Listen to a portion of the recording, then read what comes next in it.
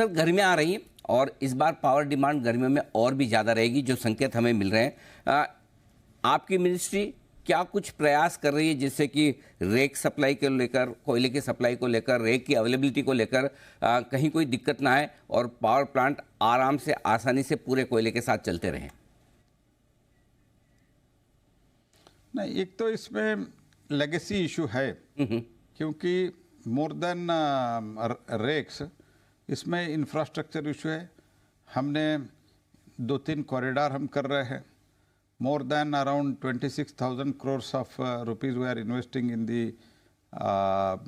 New railway line for the transportation of the coal and also first mile connectivity में around 63 projects हमने लिया है। उसमें तो मैकेनाइज्ड कोल ट्रांसपोर्टेशन के लिए means for example from mines to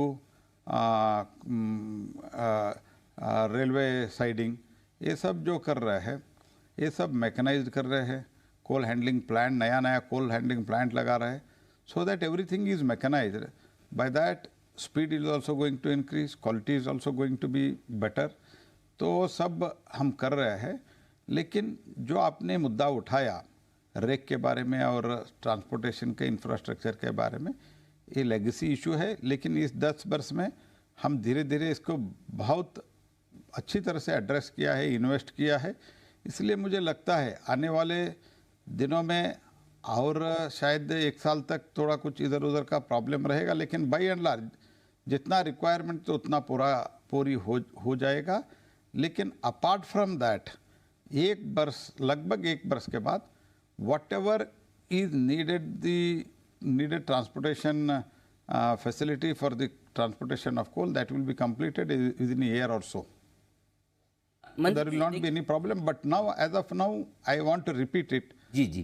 Whatever is needed for that, Railway Ministry under the leadership of Ashwini Vaishnaw, they are doing best efforts, and we are getting maximum rakes now. And also, the infrastructure of the railways is also improved. And we are also, we are also improving the waterways also nowadays. Previously, waterways were never thought of. Now we are using the waterways.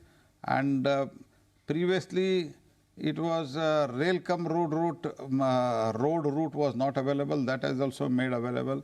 So that by all means we are doing it. And one more thing, whoever wants to invest in the new power generation unit, thermal power generation unit, we are encouraging them to do it on the pit head, so that the transportation problem will be, to the greater extent, transportation problem can be solved.